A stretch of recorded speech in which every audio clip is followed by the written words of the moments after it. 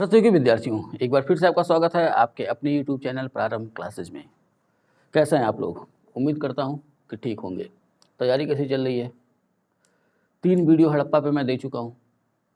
अगर आप गंभीर प्रतियोगी होंगे तो आपने नोट्स बना ली होगी, लेकिन अगर अभी तक नहीं बनाए हैं तो बना डालिए।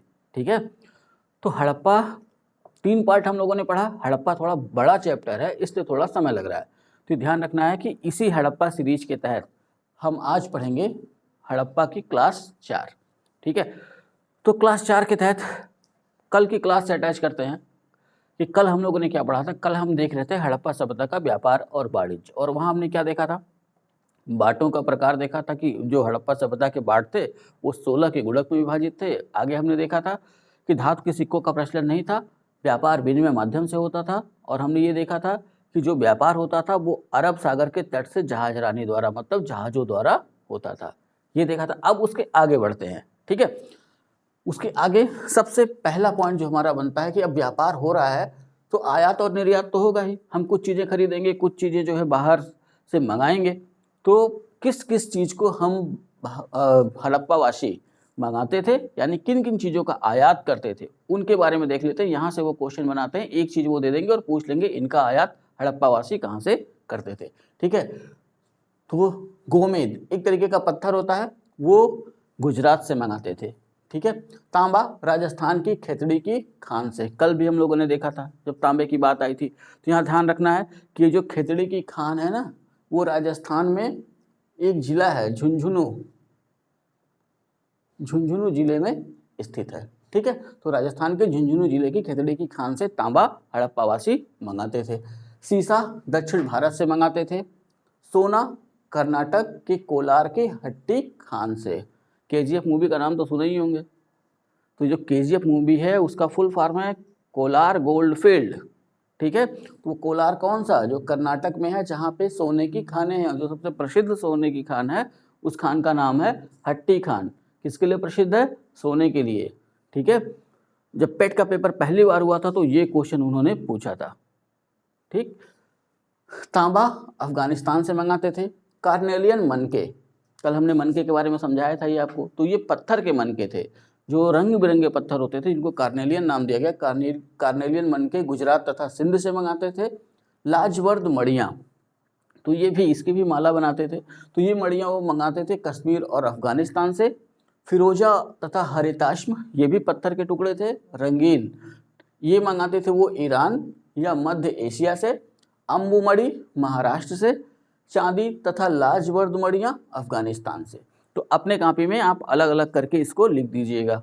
ठीक है, यहाँ जगह कम है, स्पेस कम है, पढ़ाना ज़्यादा है, लिखना ज़्यादा पड़ता है, इसलिए हमने जो है एक साथ इसको लिख दिया है। तो आप लोग एक काम क्या करिए कि अगर समस्या हुआ करे ना, कल भी मैंने बताया था कि सेटिंग में, वीडियो देखते समय सेटिंग में जाइए और 720 पे सेट करिए। सेट करने के बाद हाई क्वालिटी पे वहाँ सेट करिए, और जैसे ही ये हिस्सा वहाँ पे आ जाता है वैसे ही इसका स्क्रीनशॉट ले लीजिए, फिर से ऑटो कर दीजिए। ठीक है, तो पहले क्या किया करिए, स्क्रीनशॉट लेके पहले लिख लिया करिए। लिखने के बाद फिर वीडियो को लगा लिया करिए। वीडियो देखते जाइए, सुनते जाइए, और आपने जो लिखा है उससे मिलाते जाइए। ठीक है, देखिए कितनी आसानी होगी पढ़ने में और कितनी जल्दी चीज़ें समझ में आ जाएंगी। तो इतनी चीज़ें हड़प्पावासी करते थे। आयात और भी चीज़ें आती थी, लेकिन ये महत्वपूर्ण है, यहाँ से ध्यान रखिए। क्वेश्चन कैसे बनाएगा? क्वेश्चन बना सकता है कि चांदी तथा लाजवर्द मड़ियाँ कहाँ से आती थी? जाहिर सी बात है, अफगानिस्तान से। ठीक है, अफगानिस्तान का एक क्षेत्र है बदख्शां, अमूमन वहीं से जो है ये मंगाई जाती थी। वैसे वहाँ पूछ लेगा गोमेद कहाँ से लाते थे हड़प्पावासी, तो गुजरात से। ठीक है, तांबा तभी हमने देखा है राजस्थान। ठीक, तो ऐसे ही क्वेश्चन बनेंगे। अभी ध्यान रखना है कि सिंधु सभ्यता का व्यापार क्या भारत के भीतर ही था या भारत के बाहर भी?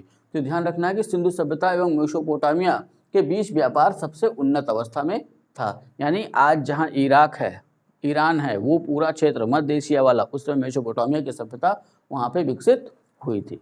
ठीक है, तो जब भी ये क्वेश्चन पूछे कि सिंधु या हड़प्पा सभ्यता के लोगों का विदेशी व्यापार किसके साथ सर्वाधिक था, तो आंसर क्या हो जाएगा? मेसोपोटामिया। ठीक है, तो मेसोपोटामिया, बहरीन, तो मेसोपोटामिया के साथ जो सिंधु सभ्यता का व्यापार होता था, तो इस व्यापार में जो बहरीन था वो बिचौलिए की भूमिका निभाता था। ठीक है, अब आयात तो हमने देख लिया। अब भारत कौन सी चीज़ें मेसोपोटामिया को भेजता था वो देख लेते हैं। तो निर्यात की जाने वाली वस्तुएं जो भारत से थी वो है सूती वस्त्र। तो ये ध्यान रखना, सूती वस्त्र प्राचीन काल में भारत से निर्यात की जाने वाली सबसे प्रमुख वस्तु थी, और यहाँ तक कि अंग्रेजों के समय भी सूती वस्त्र सबसे अधिक निर्यात किया जाता जब तक कि औद्योगिक क्रांति आने की। ठीक है, औद्योगिक क्रांति सबसे पहले ब्रिटेन में ही आई। तो ब्रिटेन में जब आई तो जब मशीनीकरण हो गया तब जाकर के भारतीय कपड़े के निर्यात का ह्रास होने लगा, यानी कि निर्यात कम होने लगा, और यहाँ जो जुलाहे थे जो कपड़ा बुनते थे उनके ऊपर आ गया आजीविका का संकट।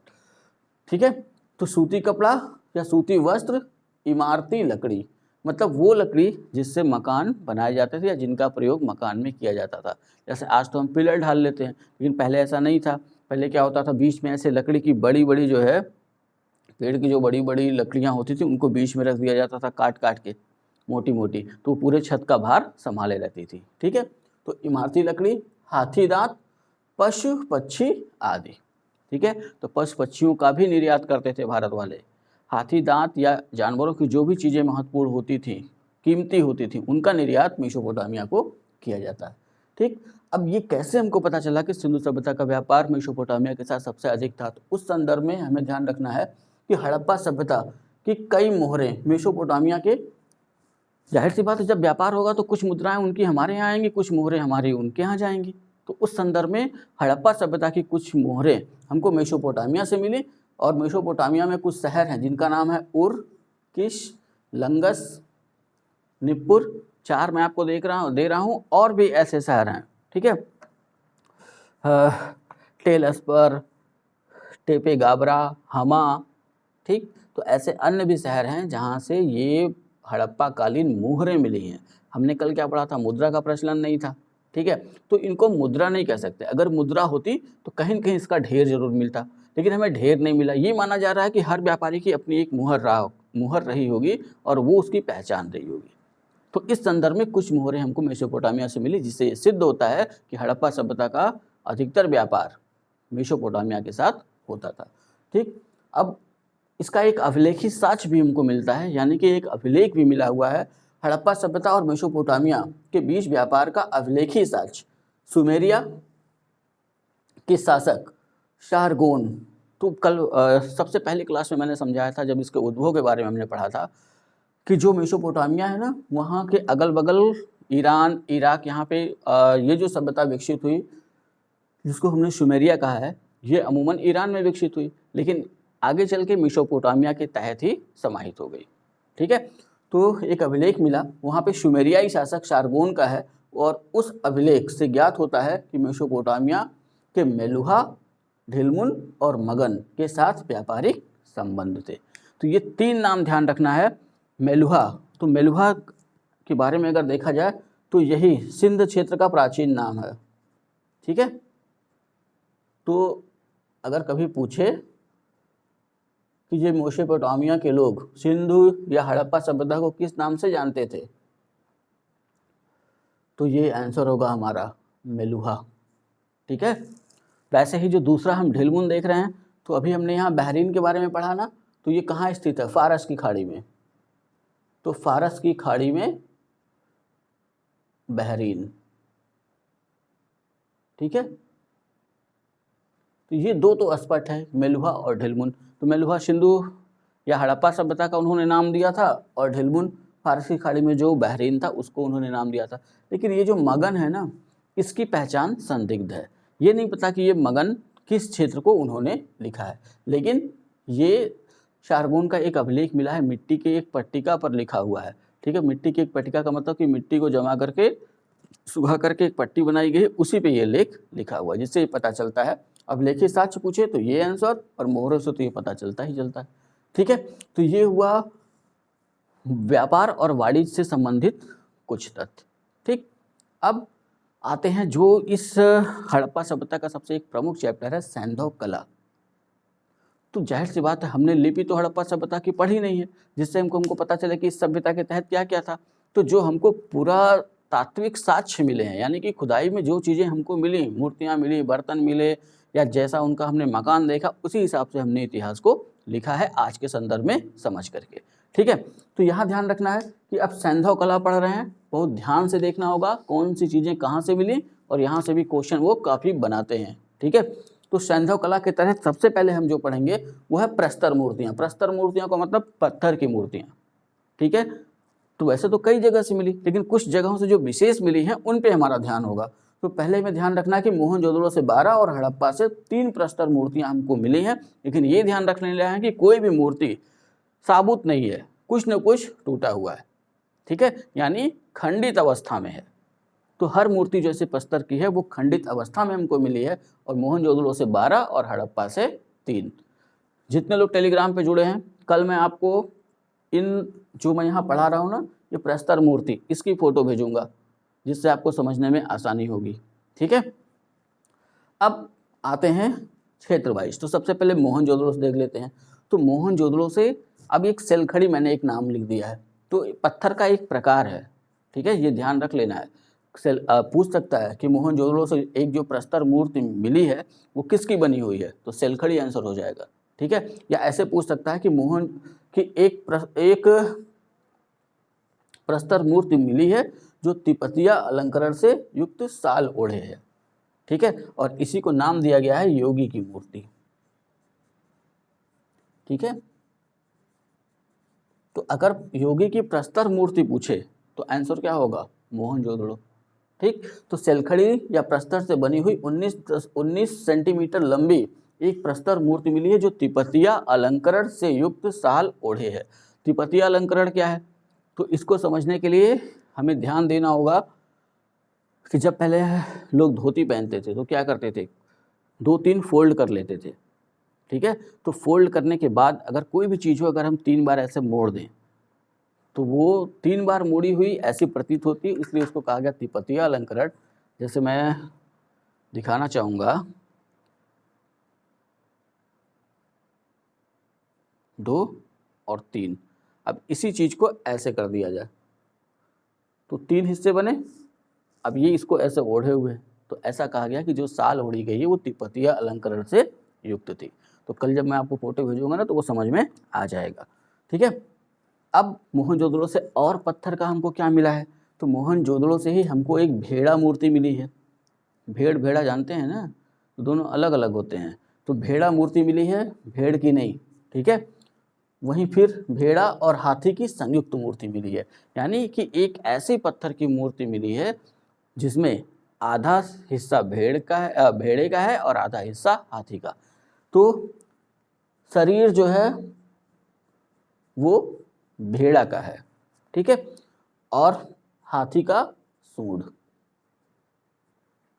तो ये ध्यान रख लेना है कि ये संयुक्त मूर्तियां क्या बताती हैं। आगे चल के हमने जो है इस हड़प्पा सभ्यता की कई चीज़ें जो है आगे चल के हमको वैदिक काल में देखने को मिल सकती हैं। जैसे इसका सबसे अच्छा उदाहरण हम ले सकते हैं गणेश भगवान को। वहाँ हमने क्या देखा, शरीर उनका इंसान का लेकिन सर हाथी का। ठीक है, जो ये क्या बताता है, ये उनके अध्यात्म की ओर ले जाता है, या उनके आध्यात्म की ओर इशारा करता है कि वो ऐसी मान्यताओं को भी मानते थे। ठीक है, अब हड़प्पा से एक नृत्य रत युवक, यानी कि एक ऐसे युवक की पत्थर की मूर्ति मिली है जो नृत्य कर रहा है। ठीक है, जिसका दाहिना पैर भूमि पर स्थित है और बायां पैर उठा हुआ है और दोनों हाथ नृत्य की मुद्रा में खुले हुए हैं। तो इसको समझने के लिए ऐसे समझिए कि जैसे कोई भांगड़ा कर रहा हो। ठीक है, भांगड़ा जो करते हैं कैसे करते हैं, एक पैर जमीन पर टिका होता है, एक पैर खड़ा होता है, दोनों हाथ खुला होता है। तो अगर पूछे कि नृत्य रथ युवक की प्रस्तर मूर्ति कहाँ से मिली, तो हड़प्पा से। तिपतिया साल ओढ़े हुए पत्थर की योगी मूर्ति कहाँ से मिली, तो मोहनजोदड़ो से। भेड़ा और हाथी की संयुक्त मूर्ति कहाँ से मिली, मोहनजोदड़ो से। ठीक है, यही 3 पॉइंट विशेष तौर पर याद रखना है। तो ये प्रस्तर की मूर्तियाँ अभी हमको ज़्यादा दूर तक जाने की जरूरत नहीं, लेकिन ये ध्यान रखना है कि आगे की क्लास के लिए अगर हम वनडे से अलग हट के जाएँ, जैसे हम अगर सिविल के लिए पढ़ें, अगर हम पीसीएस के लिए पढ़ें, अगर समीक्षा अधिकारी के लिए पढ़ें, तो थोड़ी चीज़ें यहाँ पे हमको और ऐड करनी होंगी। ठीक है, अब ये ध्यान रखना है धातु मूर्तियाँ। तो धातु मूर्तियाँ कैसी बनी थी, तो पिछले साल इस क्वेश्चन को इन्होंने ऐसे पूछा था पेट में ही कि हड़प्पा सभ्यता से कांसे की जो नर्तकी की मूर्ति मिली है वो किस से निर्मित है। ठीक है, तो सब क्वेश्चन थोड़ा सा उलझा के उन्होंने पूछा था, लेकिन ये ध्यान रखना है कि उसमें इन्होंने मधुच्छिष्ट विधि, लॉस्ट वैक्स करके उन्होंने दिया था। तो मधुच्छिष्ट विधि, शुद्ध हिंदी लुप्त मोम, यानी कि जैसे मोम बनाई जाती है वो विधि, और अंग्रेजी में इसको क्या कहते हैं, लॉस्ट वैक्स। कल भी मैंने ये आपको समझाया था, यानी इसकी पिछली वीडियो में। ठीक है, तो जितनी भी धातु मूर्तियां थी वो मधुच्छिष्ट विधि या लुप्त मोम विधि या लॉस्ट वैक्स की प्रक्रिया से बनाई गई थी। एक साँचा होता था, साँचे में जिस धातु की बनानी होती थी उस धातु को पिघला करके डाल दिया जाता था। ठीक है, बाद में साँचा हटा लिया जाता था, मूर्ति तैयार थी। ठीक, अब कहाँ कहाँ से धातु की मूर्तियाँ मिली, तो जो सबसे अधिक क्वेश्चन पूछा गया है अभी तक वो ये है नर्तकी की कांस्य मूर्ति। ठीक है, तो नर्तकी की कांस्य मूर्ति कहाँ से मिली, तो सीधा सा आंसर क्या हो जाएगा, मोहनजोदड़ो से। ठीक है, लंबाई इसकी कितनी है, तो 11.5 सेंटीमीटर। तो ये बहुत बार पूछ चुका है, जहाँ तक मेरा मन कहता है कि अब आने वाले समय में ये पूछेंगे कि मोहनजोदड़ो से प्राप्त नर्तकी की कांस्य मूर्ति की लंबाई कितनी है। ठीक है, तो हमें आगे वाले क्वेश्चन के लिए भी तैयार रहना होगा। तो अभी तो सिंपल सा पूछते हैं कि नर्तकी की कांस्य मूर्ति कहाँ से मिली, सीधा सा आंसर मोहनजोदड़ो। ठीक है, अभी ध्यान रखना है कि इस मूर्ति ने केवल आभूषण पहने हुए हैं, यानी वस्त्र नहीं है, ये मूर्ति नग्न है। ठीक, केवल आभूषण ही इसके शरीर पर है। और यहीं से ही मोहनजोदड़ो से ही हमको कांसे का एक भैंसा मिला है, कांसे की भेड़ा की मूर्ति मिली है। ठीक, तो ये ध्यान रख लेना है, कांसे का भैंसा कहाँ से मिला, मोहनजोदड़ो। कांसे की भेड़े की मूर्ति कहाँ से मिली, मोहनजोदड़ो। वैसे यहाँ नीचे भी देख लेना है कि भेड़ा की प्रस्तर मूर्ति कहाँ से मिली, मोहनजोदड़ो। भेड़ा तथा हाथी की संयुक्त प्रस्तर मूर्ति कहाँ से मिली, तब भी आंसर क्या हो जाएगा, मोहनजोदड़ो। चनहुदड़ो से हमको क्या मिला, ठीक, तो चनहुदड़ो से कांसे की बैलगाड़ी और इक्का गाड़ी। इक्का गाड़ी समझ में आ रहा है, तांगे को ही पहले इक्का कहते थे। ठीक है, तो उस समय तो घोड़े का हमको पता था नहीं, तो हो सकता है कि इसमें जो है वो बैलों को लगाते हो। ठीक, तो वहाँ तक हमें नहीं जाना, हमें ध्यान रखना है कि कांसे की बैलगाड़ी और कांसे की ही इक्का गाड़ी जो है वो चनहुदड़ो से मिली है। कालीबंगा से तांबे की एक वृषभ मूर्ति, यानी कि तांबे की एक बैल की मूर्ति हमको मिली है कालीबंगा से। लोथल से तांबे की कुत्ते की मूर्ति। ठीक है, इसको ध्यान में रखिएगा, ये क्वेश्चन जो है पूछा हुआ है कि हड़प्पा सभ्यता के किस स्थल से तांबे की कुत्ते की मूर्ति मिलती है, तो आंसर क्या हो जाएगा, लोथल। दहमाबाद से, ये भी क्वेश्चन कई बार पूछा हुआ है कि कांसे का एक रथ जिसमें 2 बैल जुते हुए हैं और जिसे एक नग्न आकृति या एक नग्न पुरुष आकृति चला रही है, कहाँ से मिला है, तो सीधा सा आंसर दहमाबाद। अगर किसी को याद हो तो मन में दोहरा लीजिएगा कि दहमाबाद कहाँ स्थित है, महाराष्ट्र। ठीक है, किस नदी के किनारे, प्रवरा किसकी सहायक नदी है, गोदावरी। क्यों हड़प्पा सभ्यता के संदर्भ में जानते हैं हम इसको, क्योंकि हड़प्पा सभ्यता का सबसे दक्षिणी स्थल, याद आया। ठीक, तो इसको ध्यान में रखना है कि दहमाबाद से एक कांसे का रथ जिसमें 2 बैल जुते हुए हैं और उसे एक नग्न पुरुष चला रहा है या पुरुष आकृति चला रही है। तो ये हो गई हमारी 2 मूर्तियां, प्रस्तर की हो गई और धातु की। अब आते हैं मृड़ मूर्तियों पर। मृड़ मूर्तियों का मतलब मिट्टी से बनी हुई मूर्तियाँ। ठीक है, तो मिट्टी से बनी हुई मूर्तियाँ उनको देख लेते हैं अब। तो यहाँ ध्यान रखना कि इनका निर्माण कैसे हुआ। तो पत्थर वाला तो समझ ही होंगे कि छीनी हथौड़ी चलना ही चलना उस पर। ध्यान ये रख लेना, लोहा ज्ञात नहीं है अभी हड़प्पा वालों को। अभी जिस भी चीज़ का वो प्रयोग कर रहे हैं या तो तांबे का होगा या तो कांसे का होगा या तो पत्थर से पत्थर को तोड़ा जा रहा होगा। ठीक है, अब मृड़ मूर्तियों का निर्माण किस विधि से हुआ है, चिकोटी विधि। ये कौन सी विधि है, तो सब जानते हैं, बचपन में एक दूसरे को बहुत चिकोटी काटे होंगे। बचपन में अपने अपने जाइए और ये देखिए कि जब आप छोटे थे और जब मिट्टी के खिलौने बनाते थे, जब उनको आकार देते थे तो कैसे आकार देते थे, हाथ में उठाया, हाथ से ऐसे ऐसे आकार दिया, तो ये क्या हुआ, चिकोटी ही तो हुई। फिर जहाँ अधिक हुआ वहाँ से हटा के निकाल लिया, फिर दबा दबा के उसको ऊपर किया, दबा दबा के उसको नीचे किया, तो उस विधि से जो हम आकार देते थे उसी को क्या कहा गया है, चिकोटी विधि। ठीक है, तो मृड़ मूर्तियों का निर्माण चिकोटी विधि से हुआ है।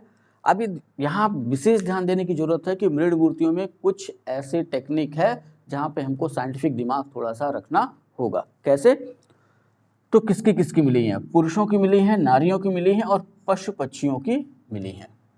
ठीक, तो ये तो क्लियर हो गया कि जितना उन्होंने देखा उतना उन्होंने बना दिया। अब ये ध्यान रखना है कि जो मानव मृण मूर्तियां मिली हैं, तो जैसे ही मानव शब्द का प्रयोग हो ना, तो एक चीज ध्यान रख लीजिएगा कि जैसे ही मानव शब्द यानी पुरुष और स्त्री दोनों, ठीक है, मानव का मतलब इंसान, और इंसान में पुरुष भी आते हैं और महिलाएं भी आती हैं, तो ये ध्यान रखना होगा दिमाग में, उसको पुरुष ना समझ लीजिएगा।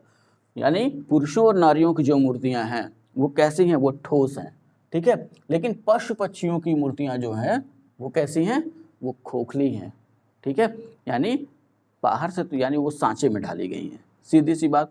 या हम ये कह सकते हैं कि उनको इस तरीके से बनाया गया कि अंदर की मिट्टी निकाल ली गई और खाली एक सांचा बचा हुआ है। तो ऐसी खोखली मूर्तियां अधिकतर लोगों के घर में देखी जाती हैं, क्योंकि जो राजस्थान वाले जो आते हैं प्लास्टर ऑफ पेरिस से जो मूर्ति बनाकर बेचते हैं वो हमेशा ऐसे ही खोखली हुआ करती हैं। तो वैसे ही ध्यान रखना है कि वो पशु पक्षियों की मूर्तियां खोखली थी और मानव मूर्तियां ठोस थी, ठीक है। ये पहला पॉइंट जो हमें ध्यान में रखना है। दूसरा ये ध्यान रखना है कि मृण मूर्तियों में सबसे अधिक कौन सी मृण मूर्तियां हमको मिली। तो अगर क्वेश्चन ऐसे पूछे कि हड़प्पा सभ्यता में मृण मूर्तियों में सबसे अधिक मृण मूर्तियां किस चीज़ की मिली, तो आंसर क्या हो जाएगा? पशु पक्षियों की। तो सबसे अधिक मृण मूर्तियां यानी कि मिट्टी की जो मूर्तियां मिल रही हैं वो पशु पक्षियों की मिली, ठीक है। इतना क्लियर हुआ। अब नेक्स्ट पॉइंट पे आना है। अब ये तो पशु पक्षियों वाला हो गया, अब मानव वाले पॉइंट पे आते हैं। तो मानव वाले में ध्यान रखना है कि कल भी हमने बताया था कि हड़प्पा सभ्यता मातृ प्रधान थी, और उसका रीजन क्या बताया था कि सबसे अधिक नारी मृण मूर्तियां मिली हैं, याद आया। तो इसी चीज को यहाँ से कनेक्ट करना है कि नारी मृण मूर्तियां पुरुषों की अपेक्षा अधिक मिली हैं। तो यहीं से एक तो अनुमान तो हमने ये लगा लिया कि हड़प्पा सभ्यता मातृ प्रधान थी, ठीक है। अब ये ध्यान रखना है कि ये पूछ सकते हैं कि इनमें से कौन से मृण मूर्तियां सबसे अधिक मिली, तो ये गायब रहेगा, ठीक है। यहाँ से हो जाएगा नारी मृण मूर्तियां, पुरुषों की मृण मूर्तियां, बच्चों की मृण मूर्तियां, ठीक। तो इस टाइप के वो ऑप्शन सेट करेंगे। तो यहाँ हमें ध्यान रख लेना है कि नारी मृण मूर्तियां पुरुषों की अपेक्षा अधिक मिली हैं, और नारी मृण मूर्तियों में भी, ठीक, यहाँ एक और बंटवारा हम कर रहे हैं कि अगर मानव में अगर देखें तो नारी मृण मूर्तियां सबसे अधिक मिली, और नारी मृण मूर्तियों में अगर देखें तो कुंवारी नारी की मृण मूर्तियां अधिक पाई गई हैं, ठीक है। 3 पॉइंट है, तीनों पॉइंट विशेष तौर पे ध्यान में रखना है, ठीक है। एक तो सबसे अधिक जो मृण मूर्तियां मिली वो पशु पक्षियों की मिली, पशु पक्षियों की मूर्तियां खोखली हैं और मानव मृण मूर्तियां ठोस हैं।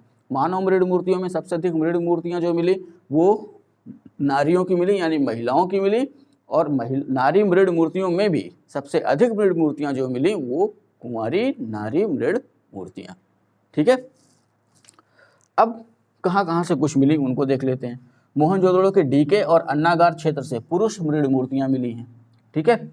कुबड़ वाले बैल की तुलना में बिना कुबड़ वाले बैल की मृण मूर्तियां अधिक मिली हैं, ठीक है। तो ये क्वेश्चन बनता है कि इनमें से किस जानवर की मृण मूर्तियां सबसे अधिक मिली हैं, तो आंसर क्या हो जाएगा? बिना कुबड़ वाले बैल, ठीक है। तो बिना कुबड़ वाले बैल की मृण मूर्तियां सबसे अधिक मिली हैं, कुबड़ वाले बैल की भी मिली हैं लेकिन उनकी संख्या कम है, ठीक। मोहनजोदड़ो से वृषभ की मृण मूर्ति मिली है, यानी कि मोहनजोदड़ो से एक बैल की मृण मूर्ति हमको मिली है। गाय की कोई मृण मूर्ति नहीं मिली है, ये ध्यान रख लेना है। गाय का अंकन कल हमने बताया था किसी मुद्रा पर भी नहीं है, ठीक है। गाय की हड्डियां मिली हैं हमको, लेकिन हो सकता है गाय उनके लिए उतनी महत्वपूर्ण न रही हो, इस वजह से उन्होंने न उसकी कोई मृण मूर्ति बनाई न उसको अपनी मोहरों पर स्थान दिया, ठीक है। अब ये ध्यान रखना है कि पशु पक्षियों में किसकी मूर्तियां थी। तो जैसे कल हम लोगों ने देखा था ना कि जितने पशु पक्षियों का इनको ज्ञान था उन सब की इन्होंने मृण मूर्तियां बना ली थी। जैसे बैल, भैंसा, गैंडा, सूअर, बंदर, मोर, कबूतर, ठीक, जितना उनको ज्ञान था सब जो देखते गए वो बनाते गए। बस अपवाद में ये गाय ही रह गया। और एक ध्यान रख लेना है, शेर नहीं भूलना है, क्योंकि शेर का तो इनको ज्ञान ही नहीं था, ठीक है। मैं थोड़ी देर के लिए हट रहा हूँ, स्क्रीनशॉट।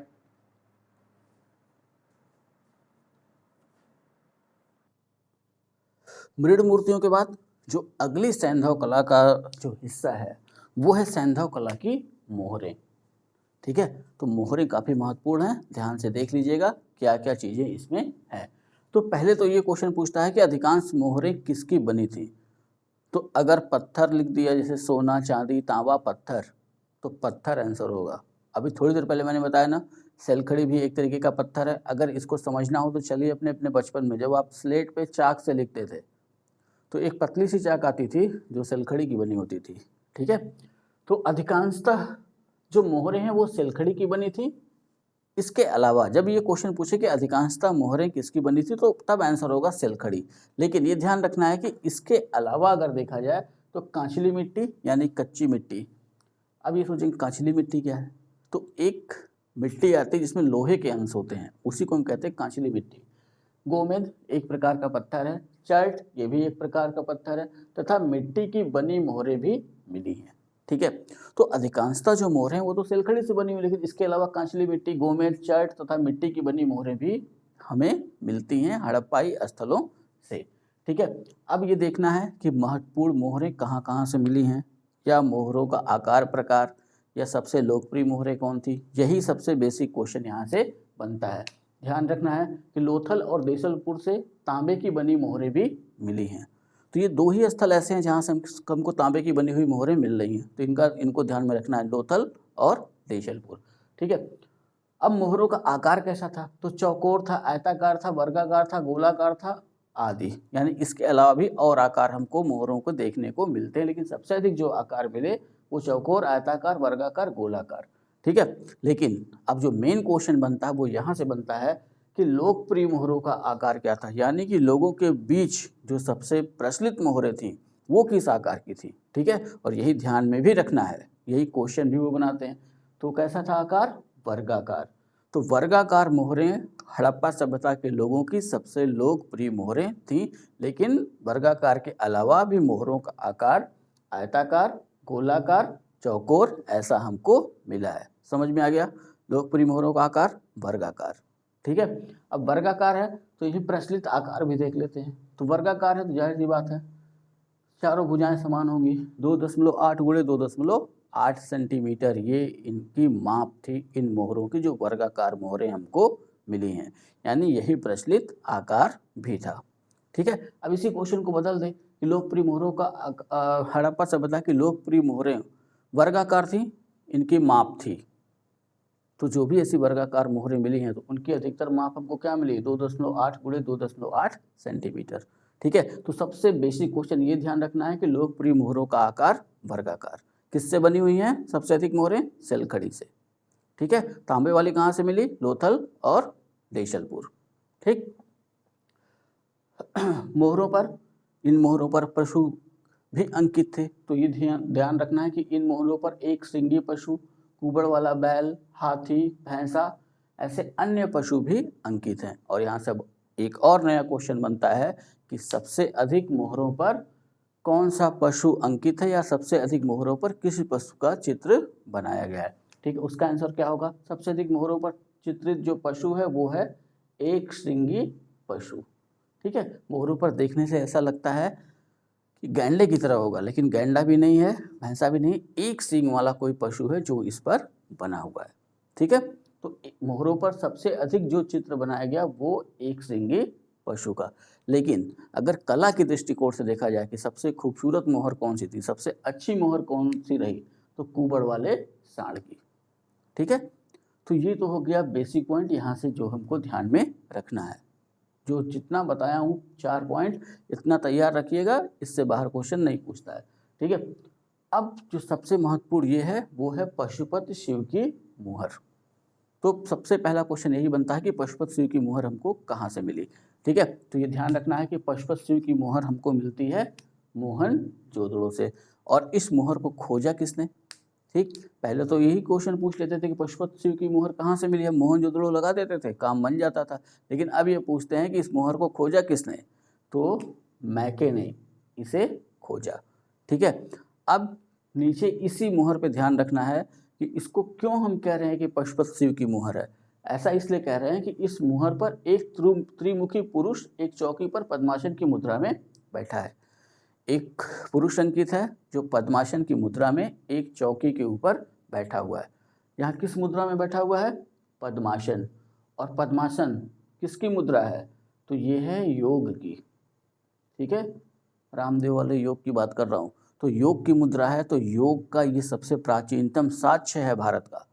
अगर कभी पूछे कि योग का प्राचीनतम साक्ष्य हमको कहाँ से मिलता है, योगाभ्यास का प्राचीनतम साक्ष्य हमको कहाँ से मिलता है, और अगर हड़प्पा सभ्यता दिया हुआ है, जाहिर सी बात हमारा पहला आंसर क्या होगा? हड़प्पा सभ्यता, ठीक है। तो इसी मुहर से हमको ये पता चल जाता है कि हड़प्पा वाले योग से भी परिचित थे, क्योंकि ये जो त्रिमुखी पुरुष की आकृति यहाँ पे चित्रित है वो पद्मासन की मुद्रा में ही बैठा हुआ है, ठीक है। अब ये जो पुरुष का चित्र बना हुआ है, इसके दाहिने ओर, बाएं ओर और जिस चौकी पर वो बैठा उस चौकी के नीचे कुछ पशुओं के चित्र अंकित हैं। इन पशुओं को ध्यान में रखना होगा। अब जो पुरुष या त्रिमुखी पुरुष जो इस चौकी पर बैठा हुआ है उसकी दाहिनी ओर कौन से पशु हैं? तो ध्यान रखना है, एक हाथी है, एक बाघ है। उसकी बाईं ओर कौन सा पशु है? तो एक गैंडा है, एक भैंसा है। चौकी के नीचे कौन से पशु हैं? तो 2 हिरण खड़े हैं, ठीक है। याद रखने का तरीका मैं बता दूं कि जो मजबूत वाले हैं ना उनको दाहिने हाथ पे रखिए, जो उनसे कमज़ोर वाले हैं उनको बाएं हाथ पे रखिए। तो बाघ और हाथी को दाहिने हाथ पे रखिए, यानी कि ये जो मुहर मिली है तो त्रिमुखी पुरुष के दाहिने हाथ की तरफ बाघ और हाथी और बाएं हाथ की तरफ गैंडा और भैंसा और नीचे 2 हिरण, ठीक है। अब आजकल के जो क्वेश्चन बन रहे हैं वो ये पूछ रहा है कि पशुपत शिव की मुहर जो हमको मोहनजोदड़ो से मिली है उस पर कितने जानवर अंकित हैं, ठीक है। तो जानवर अंकित हैं, तो जानवर अगर देखें तो जानवरों की संख्या 5। अगर हम इनको इस तरीके से देखें कि गैंडा है, भैंसा है, हिरन है, हाथी है, बाघ है, तो उस हिसाब से कितना हो रहे हैं? 5। तो 5 प्रकार के पशु, ठीक है, 5 प्रकार के पशु इस मुहर पर अंकित हैं। लेकिन अगर पूछ ले कि इस मुहर पर कितने पशु अंकित हैं, जैसा भी थोड़ी देर पहले मैंने उल्टा बोल दिया था, तो ये ध्यान रखिएगा कि 5 प्रकार के पशु, ठीक है, 5 प्रकार के पशु जिनकी संख्या कितनी हो गई? 6। ये ध्यान रखना, हिरन 2 हैं और जब हम गिनेंगे तो 4 और 2 6। तो कितने प्रकार के पशु? 5 प्रकार के पशु जिनकी संख्या 6, ठीक है। अब जब इस मुहर को मार्शल ने देखा तो उन्होंने ही इसको कहा कि ये शिव का आदि रूप है। तो ये भी क्वेश्चन पूछता है कि मोहनजोदड़ो से मिली पशुपति शिव की मुहर को किस विद्वान ने शिव कहा या शिव की मुहर कहा? तो आंसर हो जाएगा मार्शल, खोजा मैके ने, शिव का आदि रूप कहा मार्शल ने, ठीक है। दोनों माँ से दोनों हैं, इसलिए ध्यान में रखिएगा। खोजेंगे मैके, नाम देंगे मार्शल। एक चीज़ और ध्यान रखना है कि इसी मुहर के नीचे 7 अक्षरों का एक अभिलेख भी अंकित है, ठीक है। तो इतना इस मुहर के बारे में जानकारी रखनी होगी। बेसिक जानकारी है, कोई बहुत गहराई में नहीं हम गए हैं, बहुत ही बेसिक जानकारी है, इतनी जानकारी हमको रखनी होगी। पीछे भी हम पढ़ चुके हैं, यहाँ भी देख लेते हैं एक लाइन में, लोथल और मोहनजोदड़ो से एक एक ऐसी मुद्रा मिली है या मोहर मिली है जिस पर नाव का चित्र अंकित है। तो नाव का चित्र अंकित है तो ये क्या बताता है कि हड़प्पा सभ्यता वालों का अन्य देशों के साथ सामुद्रिक व्यापार या समुद्र के रास्ते से या नदियों के रास्ते से व्यापार होता रहता था, ठीक है। अगला जो इसमें है वो हमको देखना है वो है ताम्र पट्टिकाएँ। ताम्र पट्टिकाएँ का मतलब कि तांबे की पट्टियाँ। तो 2 जगहों से, मोहनजोदड़ो हड़प्पा से मिली हैं, अब कुछ और जगहों से हमको मिल रही हैं, लेकिन अभी हमें ध्यान रखना है कि मोहनजोदड़ो एवं हड़प्पा से हमको कुछ ताम्र पट्टिकाएँ मिली हैं जिन पर एक तरफ लेख लिखा है, दूसरी तरफ पशु आकृतियाँ अंकित हैं। तो पशु आकृतियाँ ये वाली मोहर वाली, ठीक है, कहीं एक सिंगी किसी तांबे की पट्टी के पीछे एक श्रृंगी पशु अंकित है, किसी तांबे की पट्टी के पीछे कुबड़ वाला बैल, कहीं हाथी, ठीक है। तो वही पशुओं की आकृति हमको इन ताम्र पट्टिकाओं पर भी मिलती हैं और ये ताम्र पट्टिकाएं हमको मिली हैं मोहनजोदड़ो और हड़प्पा से, ठीक। तो ये उतना इम्पॉर्टेंट नहीं, लेकिन जो अब इम्पॉर्टेंट है मोहरों के बाद वो है मनके। मैंने कल समझाया था इसके पिछली वीडियो में कि मनके गले में पहनने के लिए पत्थरों के जो है अच्छे अच्छे रंगीन पत्थर उनको घिस करके अच्छा बनाया जाता था, चमकदार बनाया जाता था। और हमने फिल्मों में देखा होगा कि आगे चल के लोग अपने जानवरों को, जो पालतू जानवर थे, उनको माला के रूप में उनको पहनाते थे। तो उसके पहले हड़प्पा वाले पुरुष भी उनको पहनते थे। आज भी फैशन के तौर पर कई बार हम देखते हैं कि कई एक्ट्रेस भी ऐसी मालाओं का प्रयोग अभी भी करती हैं। उन्हीं को कहा गया मनके। तो जैसा हमने मोहरों में देखा था ना कि अधिकांश मोहरें सिलखड़ी से निर्मित थी, यहाँ ये ध्यान रखना है कि मनके, तो अधिकांश मनके भी किससे निर्मित थे? सिलखड़ी से ही, ठीक है, यानी पत्थर से। लेकिन एक चीज़ मैं बता दूं, अभी मैंने क्या कहा कि गले में पहनते थे, हाथों में पहनते थे, यानी आभूषण की तरह पहनते थे।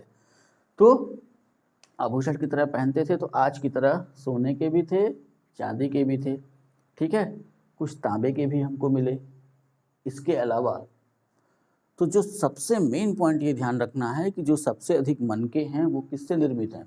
सिलखड़ी से। सिलखड़ी के अलावा ये मनके हमको गोमेद के, शंख के, ठीक है, तांबे के, सोने के, चांदी के, हाथी दांत के, सीप के भी मिले हैं, या उनसे निर्मित मनके भी हमको प्राप्त होते हैं, ठीक है। अब जैसे हमने मोहरों का आकार देखा था, वैसे मनकों का आकार, तो ये ध्यान रख लेना, गले वले में पहनना है तो आरामदायक होना चाहिए, ठीक है, त्रिशूल उसूल टाइप का तो चलेगा ही नहीं। तो मनकों का आकार ढोलाकार, यानी ढोलक के आकार का, अंडाकार, अंडे के आकार का, अर्धवृत्ताकार, बेलनाकार आदि था, ठीक है। तो ये मनकों का आकार था। सीधे सीधे समझ लेना है कि ऐसी आकृति बनाई जा रही थी कि अगर हम गले में पहन के उसको सोएं तो हमारे शरीर को कोई नुकसान न हो, ठीक है। अब वहाँ भी यह ध्यान रखना, जैसे हमने वहाँ पढ़ा था ना कि सबसे लोकप्रिय मोहरों का आकार, और हमने क्या कहा, वर्गाकार, वैसे यहाँ भी ध्यान रखना है कि सबसे अधिक लोकप्रिय मनकों का आकार क्या था, ठीक है। तो लोकप्रिय मनकों का आकार यहाँ पे था बेलनाकार, ठीक। तो बेलनाकार मनके सबसे अधिक मिले हैं हड़प्पा सभ्यता से, और लोगों को पसंद भी थे सबसे अधिक बेलनाकार मनके। तो मोहरें सबसे अधिक प्रचलित थीं वर्गाकार, और मनके सबसे अधिक प्रचलित थे बेलनाकार, ठीक है। अब आते हैं मृदभांड पर। इनके बर्तन कैसे थे? तो मृदभांड है यानी मिट्टी के बर्तन, ठीक। आज की तरह तो स्टील उस्टील था नहीं, तो अधिकतर मिट्टी के ही बर्तन हुआ करते थे। लेकिन उनकी बनावट, उनकी साज सज्जा से ये पता चलता था कि इसका प्रयोग गरीब व्यक्ति कर रहा है या धनी व्यक्ति कर रहा है। तो जो सबसे महत्वपूर्ण हमें ध्यान में रखना है, वो ये क्वेश्चन पूछते हैं कि हड़प्पा सभ्यता के मृदभांड का रंग कैसा था। तो अधिकांश मृदभांड जो हमको मिले हैं वो मिले हैं लाल, ठीक है। अब अगर लाल ऑप्शन में ना हो तो जाएंगे हम किस पे? गुलाबी रंग पर। अब मान लेते हैं दोनों ऑप्शन में ना हो, तो जाहिर सी बात है कि वो मटका पकते पकते या उसकी जो पेंटिंग हुई, पेंटिंग करना कोई भूल गया। तो आजकल के जो मटके मिलते हैं ना इस रंग के, जिनको हम कहते हैं पांडु रंग, तो यहाँ एक नाम दिया गया इनको पांडुवर्णी, ठीक है।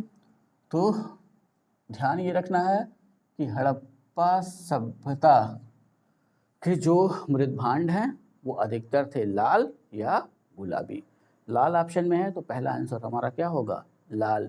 जब लाल ऑप्शन में नहीं होगा तभी हम किस पे जाएंगे? गुलाबी, ठीक है। या कभी कभी ऐसे पूछ लेता है इनमें से गुलाबी रंग के मृदभांड किस सभ्यता में पाए गए? सीधी सी बात, हड़प्पा। लाल रंग के मृदभांड हड़प्पा। अब इतना से ही नहीं था, ये तो रंग हो गया। अब ये क्या करते थे, उन मृदभांडों को सजाते भी थे। तो सजाने के लिए ये अलंकरण काले रंग से करते थे, ठीक है।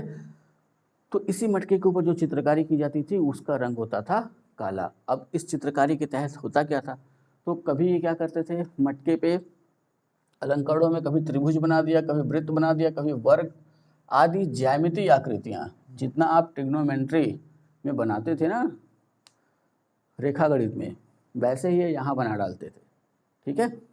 इसके अलावा वृक्षों के चित्र भी हमको यहाँ पर मिलते हैं, जैसे पीपल की पत्ती, खजूर का वृक्ष, ताड़ का वृक्ष, केले का वृक्ष और भी वनस्पतियाँ इन मृदभांडों पर अंकित हुआ करती थी। वैसे ही जानवर जैसे हिरन, बारहसिंगा, ऐसे पशु भी वो इस पर बना देते थे।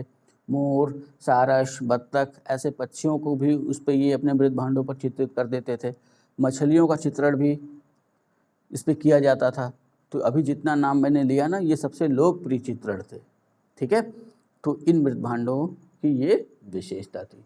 ठीक है, अब आते हैं अगला जो सबसे महत्वपूर्ण सैंधव कला के अंतर्गत है वो है इनकी लिपि। लिपि का मतलब अभी जैसे मैंने लिखा है ना कि कौन सी लिपि है, देवनागरी, और मैं जो बोल रहा हूँ वो क्या है, हिंदी भाषा। तो वैसे ही इनकी लिपि कैसी थी, भाषा कैसी थी, तो जब पढ़ी ही नहीं गई तो भाषा कैसी थी। ठीक है, ये ध्यान रख लेना है। कभी कभी कॉमन सेंस का भी वो प्रयोग मांगते हैं आपसे एग्जाम में, जैसे पूछ लिया कि हड़प्पा सभ्यता के लोगों की भाषा क्या थी, और ऑप्शन में यही लिपि वाला रख देगा, ब्रूस्टोफेडन। ठीक है, और आपने झटके में क्वेश्चन पढ़ा और भाषा और लिपि का अंतर नहीं कर पाए, क्वेश्चन आता हुआ गलत हो गया। तो लिपि कैसी थी, ये लिपि हमको मिलती कहाँ है, उस समय आज की तरह वहाँ किताब कापियाँ तो रही नहीं होंगी, तो ये हड़प्पा लिपि हमको मुख्यतः मोहरों पर मिलती है। ठीक है, तो अभी मोहरों जो हमने पढ़ी, तो ये लिपि हमको सबसे अधिक मिली मोहरों पर। ठीक, तो सर्वाधिक मिली मोहरों पर, लेकिन इसके अलावा मोहरों के अतिरिक्त अगर देखा जाए तो यही लिपि मृत भांडों पर मिलती है, कुल्हाड़ियों पर मिलती है, ताम्र गुटिकाओं का मतलब जैसे मैंने ताम्र पट्टिकाएँ कहा तो पट्टिका बड़ी हो गई, लेकिन तांबे के छोटे छोटे टुकड़े भी मिले हैं जिनको यहाँ पे ताम्र गुटिकाएँ कहा गया है।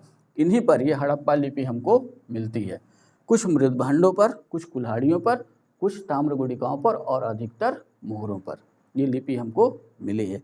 ठीक, अभी ध्यान रखना है कि शुरुआत में हमने क्या कहा था जब हमारी क्लास शुरू हुई थी कि हड़प्पा लिपि चित्राक्षर है, इसलिए पढ़ी नहीं गई, इसलिए ज़्यादा जानकारी हमको मिलती नहीं है।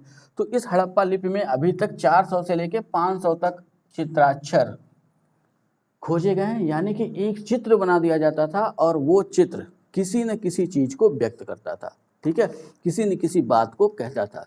जैसे मान लेते हैं कि हमें किसी को कहना है कि चलो घर चलते हैं, तो लिखना अगर इनको हड़प्पा वालों को हुआ तो एक बत्तख बना दिया, तो ये हो गया बत्तख बनाने का मतलब कि चलो अब घर चलते हैं। ठीक है, तो वैसे ही ध्यान रखना है कि इसी को हम कहते हैं चित्राक्षर लिपि की। एक चित्र किसी न किसी बात को या किसी न किसी शब्द को व्यक्त करेगा। ठीक है, और अंग्रेजी में इसी को क्या कहते हैं, पिक्टोग्राफ। तो अंग्रेजी में मैं इसलिए बता रहा हूँ कि कभी कभी चित्राक्षर नहीं लिखा होगा, वहाँ पे पिक्टोग्राफ लिखा होगा, तो इससे समझ में आ जाएगा। तो हड़प्पा लिपि कैसे है, चित्राक्षर है या पिक्टोग्राफ। 400 से 500 तक अक्षर इसमें हमको मिलते हैं या चित्राक्षर मिलते हैं। ठीक, अब ये 2 पॉइंट है, दोनों पे विशेष ध्यान रखना है कि हड़प्पा लिपि में सबसे अधिक कौन सा चित्राक्षर मिलता है। ठीक है, तो यहाँ ध्यान रखना है कि जैसे हम आज अंग्रेजी में यू बनाते हैं ना, तो हड़प्पा लिपि में सबसे अधिक हमें अंग्रेजी के यू अक्षर का ही चित्र मिला है। ठीक, अब इसी लिपि में अगर देखा जाए कि कौन सा जानवर सबसे अधिक प्रयोग किया गया, तो जानवरों में मछली, तो ये भी ध्यान में रखना है। तो 2 अलग अलग क्वेश्चन है, जैसे पूछा कि हड़प्पा लिपि में सबसे अधिक किस चित्र का प्रयोग हुआ, तो अंग्रेजी के यू। अभी इसी क्वेश्चन को बदले और ऐसे पूछ ले कि हड़प्पा लिपि में सबसे अधिक किस जानवर का प्रयोग हुआ या किस जीव का प्रयोग किया गया, तो आंसर क्या हो जाएगा, मछली। ठीक है, अब इस लिपि के बारे में थोड़ा जान लेते हैं। हड़प्पा लिपि को क्या नाम दिया गया, इसको कहा गया ब्रूस्टोफेडन, या हिंदी में कहें तो गोमूत्रिका पद्धति। ठीक है, अगर ये पूछे कि हड़प्पा लिपि को क्या कहा जाता है, तो अपना ये आंसर होगा ब्रूस्टोफेडन अंग्रेजी में और गोमूत्रिका पद्धति हिंदी में। ठीक है, इस लिपि के तहत क्या होता था कि यह लिपि दाईं से बाईं ओर लिखी जाती है, और जब अभिलेख एक से अधिक पंक्ति का होता था तो पहली पंक्ति दाएं से बाएं और दूसरी पंक्ति बाईं से दाईं ओर लिखी जाती थी। समझ में आया, जैसे मैं इधर मुंह करके खड़ा हूँ तो ये मेरा दाहिना हाथ, और जैसा कि यहाँ लिखा हुआ ब्रूस्टोफेडन में होना क्या चाहिए, हम दाएं से बाएं मान लेते हैं, यहाँ से शुरुआत करते हैं आए यहाँ तक। ठीक है, तो ये पहली पंक्ति होगी। अगर एक ही पंक्ति लिखना हुआ तो ऐसे ही बनता, लेकिन अगर हमको दूसरी पंक्ति लिखनी है तो हम फिर यहाँ नहीं आते, यहीं से इधर मुड़ जाते। ठीक है, यानी अब चल रहे हैं बाएं से दाएं, जैसा अभी हमने लिखा है। मान लेते हैं 3 पंक्ति का अभिलेख है तो फिर वो इधर से मुड़ जाता था, यानी फिर हो जाती थी दाएं से बाएं। तो इसी पद्धति को नाम दिया गया ब्रूस्टोफेडन पद्धति या गोमूत्रिका पद्धति। उम्मीद है कि समझ गए होंगे आप लोग। ठीक है, अब ये ध्यान रखना है, मैंने नीचे नोट करके लिख दिया है, इसको विशेष तौर पर ध्यान रखना है कि अभी तक हड़प्पा लिपि को पढ़ा नहीं जा सका है। छोटे छोटे एग्जामों का एक क्वेश्चन है, मैं अभी बता देता हूँ कि वो झटके में पूछते हैं कि हाल ही में हड़प्पा लिपि को किसने पढ़ा, क्या हड़प्पा लिपि को पढ़ने वाला प्रथम विद्वान, इनमें से कौन सा विद्वान है जिसने हड़प्पा लिपि को पढ़ा? ठीक है, नीचे ऑप्शन होगा, इनमें से कोई नहीं। ठीक है, तो वो अपना आंसर होगा अभी तक हड़प्पा लिपि पढ़ी नहीं जा सकी, यानी किसी ने भी इसको पढ़ा नहीं। ये अलग बात है, कुछ विद्वान हैं जो ऐसा कहते हैं कि हमने पढ़ा, अगर पढ़े होते तो इतिहास लिखने में आसानी हो जाती। ठीक है, तो ऐसा मान लेते हैं कि उन्होंने खाली कुछ अनुमानों पे अपना अनुमान लगाया होगा कि ऐसा हो सकता है। कुल मिलाकर हड़प्पा लिपि अभी तक पढ़ी नहीं जा सकी है। मैं 3 सेकंड के लिए हट रहा हूँ, स्क्रीनशॉट आपको लेना है।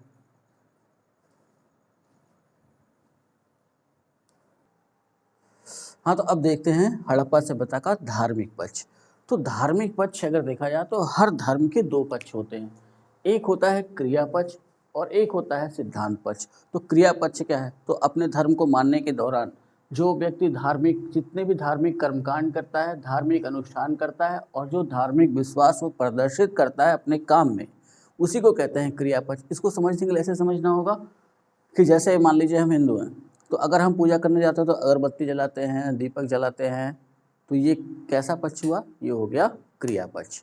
ठीक है, उसी तरह ये ध्यान रखना है कि धार्मिक अनुष्ठान का मतलब कि जैसे आपने हवन कुंड बनाया, वहाँ पे कुछ चीज़ें रखी और किसी कारण से आप हटा नहीं पाए और वो जो है ज़मीन के नीचे दब गया, कभी जब उसका उत्खनन हुआ तो हमको वैसे का वैसे ही मिला।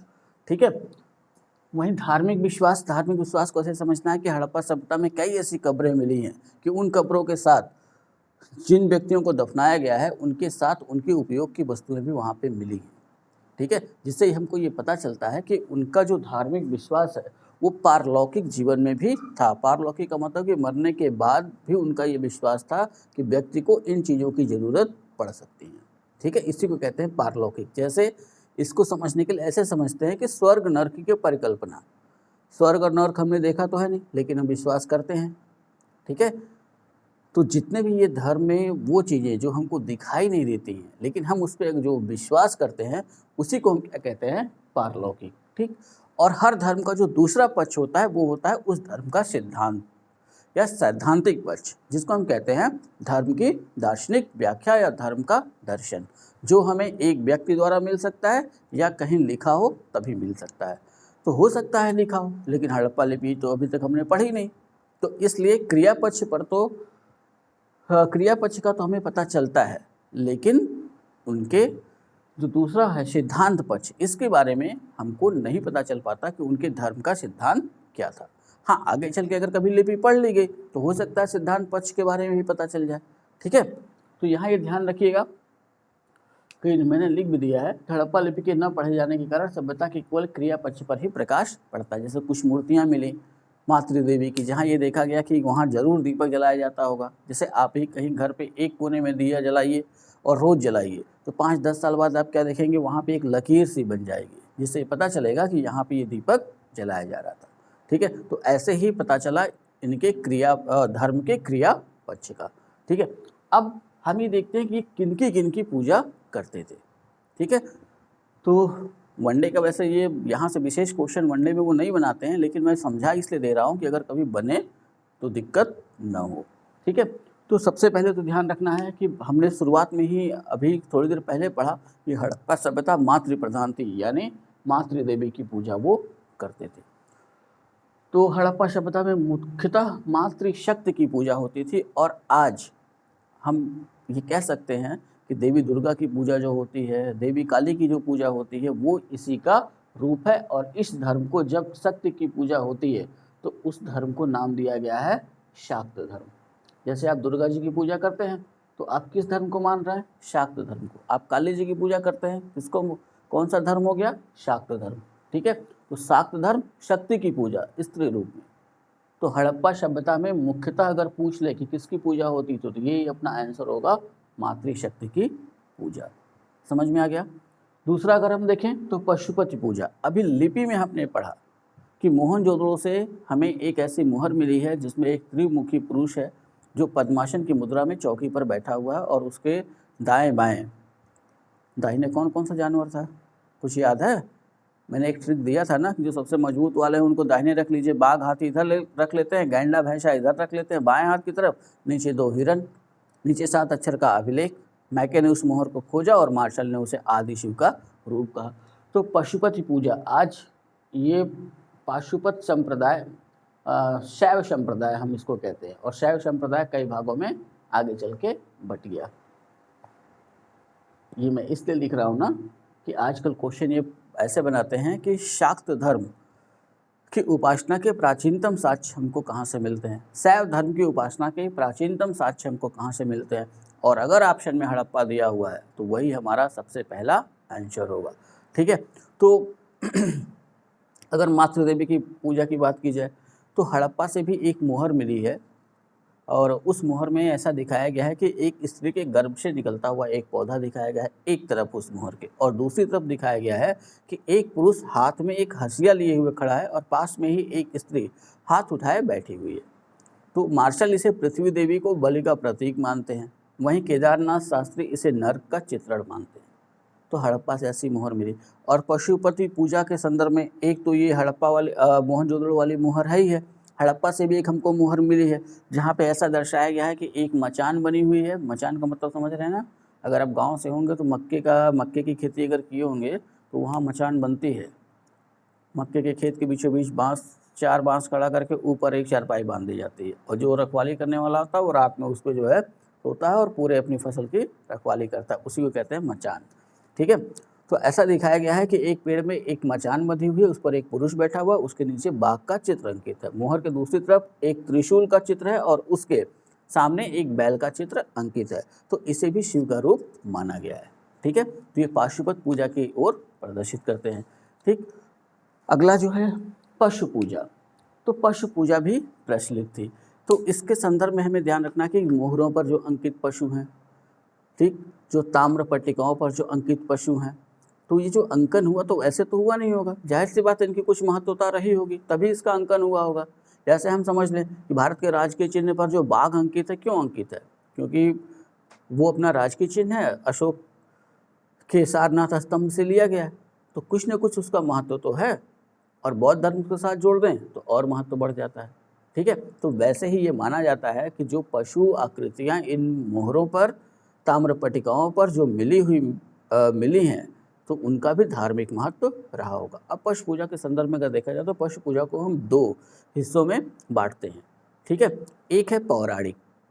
ठीक, तो जो पौराणिक पशु हैं उनको हम कहते हैं काल्पनिक। तो पौराणिक का मतलब अभी थोड़ी देर पहले हमने जो है एक जगह का नाम लिया था, अगर किसी को याद होगा तो अपने मन में समझेगा कि हमने बताया कि एक ऐसे प्रस्तर मूर्ति मिली है जो भेड़ा और हाथी की संयुक्त मूर्ति है, शरीर भेड़े का और सूंड हाथी का। याद आया? मोहनजोदड़ो। ठीक है, तो वो कैसी मूर्ति हो गई? ऐसा तो सामान्यतः होता नहीं है, तो ऐसी हमारी कल्पना। तो पशु पूजा की ये जो ऐसी संश्लिष्ट मूर्तियाँ मिली हैं, यानी कि एक ही मूर्ति में 3-4 जानवर जुड़ गए, शरीर किसी और का, धड़ किसी और का, तो हम उसे कहते हैं पौराणिक। और सामान्य जैसे आज के हैं। ठीक है, जैसे आज भी देख लीजिए शंकर जी के मंदिर में नंदी की भी पूजा होती है तो एक बैल ही, तो वो हो गए वास्तविक। ठीक है, तो ऐसे ही पूजा हड़प्पा सभ्यता में भी हमको देखने को मिली है। ठीक, अगला अगर हम देखें तो नाग पूजा। तो उस समय भी नाग पूजा का प्रचलन था। मोहनजोदड़ो से एक मुहर मिली है और एक देवता का चित्र बना हुआ और उसके दोनों ओर एक एक नाग बैठाए गए हैं। ठीक है, और इसी सभ्यता के कुछ ठीकरे का मतलब कह सकते हैं कि जो बड़े बर्तन होते थे मिट्टी के, उनको ठीकरा कहा जाता था, और उन ठीकरों पर भी सांप का अंकन किया गया है। लोथल से ही ऐसे 3 ठीकरे मिले हैं जिन पर सांप के चित्र बने हुए हैं। ऐसे ही मोहनजोदड़ो से एक ताबीज़ मिला है जिस पर एक नाग एक चबूतरे पर लेटा हुआ दिखाया गया है। ठीक है, तो ये बताता है कि नाग पूजा का भी प्रचलन था। अगला है अपना वृक्ष पूजा। तो वृक्ष पूजा के संदर्भ में ध्यान रखना है कि इस सभ्यता के मोहरों और मृदभांडों पर हमने क्या देखा कि वृक्षों के भी चित्र अंकित हैं। थोड़ा सा अभी जस्ट थोड़ी 10 या 15 मिनट पहले हम लोगों ने पढ़ा है, जब मृदभांड पढ़ रहे थे, उसमें वृक्ष और वनस्पतियों के चित्र अंकित थे। तो आखिर क्यों अंकित थे? कोई न कोई धार्मिक महत्व तो रहा ही होगा। तो ऐसा माना जाता है कि वृक्ष पूजा भी प्रचलन में थी। ठीक है, जल पूजा। तो जल पूजा का साक्ष्य तो हमको मिला ही है। कहाँ से मिला है? विशाल जलाशय। तो विशाल जलाशय मैंने कहा ना, तो धौलावीरा अब यही कहता कि विशाल स्नानागार, तो विशाल स्नानागार कहाँ से, तो मोहनजोदड़ो। जैसा कि मोहनजोदड़ो पढ़ते समय मैंने समझाया था कि ये जो विशाल स्नानागार बनाया गया ये किसी धार्मिक अनुष्ठान के लिए ही बनाया गया होगा, ठीक है, रोज़ वो इसमें जाके नहाता नहीं रहा होगा, क्योंकि कॉन्सेप्ट क्लियर है कि वो पानी वहाँ भरा जाता था, भरने के बाद जब ये अनुष्ठान पूरा हो जाता था फिर पानी निकाल दिया जाता था, जिससे ये पता चलता है कि ये धार्मिक अनुष्ठान के लिए ही बनाया गया था और इसी को जल पूजा इतिहासकारों ने माना है। ठीक है, आगे हमें ध्यान रखना है कि योग का भी प्रचलन था। योग के प्रचलन के संदर्भ में दो साक्ष्य हमको मिलते हैं। एक तो मैंने आपको बताया ही है कुछ समय पहले जब हम मुहर पढ़ रहे थे कि मोहनजोदड़ो से जो शिव की मुहर मिली है उसमें शिव को पद्मासन मुद्रा में चौकी पर बैठे हुए दिखाया गया, तो योग का प्राचीनतम साक्ष्य। मोहनजोदड़ो से एक और पत्थर की मूर्ति मिली है जिसमें जो पुरुष है उसकी आंखें आधी खुली हैं और आंखें नाक के अगले भाग पर टिकी हुई हैं, और योग में इस मुद्रा को कहते हैं शांभवी मुद्रा। ठीक है, काफ़ी कठिन है, कोशिश मत करिएगा। अगर जिसको इस मुद्रा का एक फ़ायदा ये होता है कि अगर आप इसका धीरे धीरे अभ्यास करते हैं तो आपका कंसंट्रेशन यानी एकाग्रता शक्ति काफ़ी बढ़ जाती है। ठीक है, लेकिन चेतावनी ये है कि इसकी शुरुआत करने से पहले ये ध्यान रखना होगा कि शुरुआत सेकेंडों में होती है कि 5 सेकेंड 10 सेकेंड ऐसे, और धीरे धीरे इसको बढ़ाया जाता है। ठीक है, करना कुछ नहीं है, पद्मासन की मुद्रा में बैठ जाना है, आंखें आधी खोल लेनी है और अपने नाक के अगले भाग को देखने का प्रयास करना है और उसी अगले भाग पर थोड़े समय के लिए आंखों को टिका करके रखना है। अगर पहली बार में ज़्यादा समय तक टिका कर रख दिए ना तो बहुत समस्या हो जाएगी, तो डॉक्टर साहब को बुलाना पड़ेगा। ठीक है, अब अगला जो पॉइंट है हड़प्पा सभ्यता से संबंधित वो ये है कि मूर्ति पूजा हड़प्पा सभ्यता में होती थी या नहीं। तो एक सेंटेंस में अगर देखा जाए तो मूर्ति पूजा का प्रचलन था। ऐसा इसलिए कि मातृ देवी की पूजा, जो नारी मृण मूर्तियाँ मिली हैं, वैसे ही पशुपत की जो मोहरें मिली हैं, जो ये दर्शा रही हैं कि हड़प्पा सभ्यता में मूर्ति पूजा प्रचलित थी। ठीक है, लेकिन शुरुआत में भी हमने पढ़ा था, अभी भी बता रहा हूँ कि मेसोपोटामिया की तरह भारत में मंदिर के साक्ष्य इस सभ्यता में नहीं पाए गए। तो मूर्ति पूजा का प्रचलन था लेकिन मंदिर के साक्ष्य हड़प्पा से नहीं मिलते हैं। ठीक है, ये सबसे विशेष पॉइंट है, वो ध्यान में रखना है कि मूर्ति पूजा प्रचलन में थी। अगर अब यही क्वेश्चन पूछ लिया जाए कि भारत में मूर्ति पूजा का प्राचीनतम साक्ष्य कहाँ से मिलता है, तो आंसर हो जाएगा हड़प्पा सभ्यता। ठीक है, हाँ, हड़प्पा सभ्यता के बाद जब द्वितीय नगरीय क्रांति होगी तो फिर हम देखते हैं धीरे धीरे गुप्त काल में जाकर के फिर से मूर्ति पूजा प्रचलित होती है। लेकिन अगर ऑप्शन में हड़प्पा दिया हुआ है तो वही अपना पहला आंसर होगा। हड़प्पा जब नहीं दिया होगा तब हम चलेंगे गुप्त काल तक। ठीक है, तो ये ध्यान रख लीजिएगा कि मूर्ति पूजा का प्रचलन था लेकिन मंदिर के साक्ष्य किसी भी हड़प्पाई स्थल से हमको नहीं मिले हैं। अब अगला है सूर्य पूजा। ठीक है, तो सूर्य पूजा एक ऐसी पूजा है कि अमूमन भारत में जो हिंदू धर्म और हिंदू धर्म के अंग जैसे जैन को मान लें, बौद्धों को मान लें, तो ये सूर्य पूजा इन हिंदुओं के साथ साथ जैन और बौद्ध इनमें भी प्रचलित है। और सूर्य पूजा के संदर्भ में ध्यान रखना है कि कैसे ये सिद्ध होगा कि सूर्य पूजा होती है, तो उसके लिए एक चिन्ह का हम प्रयोग करते हैं, वो है स्वास्तिक। तो जो स्वास्तिक का चिन्ह हर शुभ काम में हिंदू घरों में बनाया जाता है, घर के दरवाजे पे बनाया जाता है, ये सूर्य पूजा का प्रतीक है। अभी हाल ही में ये क्वेश्चन पूछा था कि स्वास्तिक का निशान इनमें से किसकी पूजा का प्रतीक है, तो आंसर क्या हो जाएगा, सूर्य पूजा का प्रतीक है। तो जैसे हिंदुओं में वैसे ही जैन और बौद्धों में भी ये स्वास्तिक उतना ही पवित्र माना जाता है, यानी कि उसकी पूजा होती है। तो जो मोहरे मिले हैं, जो मृदभांड मिले हैं, मोहनजोदड़ो से कई ऐसी मोहरे मिली हैं, कई ऐसे मृदभांड मिले हैं जिस पर स्वास्तिक के निशान बने हुए हैं। ठीक है, तो ये ध्यान में रखना होगा कि स्वास्तिक का संबंध सूर्य पूजा से। ठीक, मैं ये बता दे रहा हूँ कि यहाँ जो लास्ट पॉइंट अपना चल रहा है ना, धार्मिक पक्ष वाला, अभी वनडे के हिसाब से इतनी ही ज़रूरत है, लेकिन आगे जब हम और कोई ऊपर की क्लास के लिए तैयारी करनी होगी ना, क्लास का मतलब किसी और एग्ज़ाम के लिए, जैसे समीक्षा अधिकारी पढ़ना हुआ, IAS PCS के लिए पढ़ना हुआ, तो इसको और थोड़ा सा बड़ा करना होगा।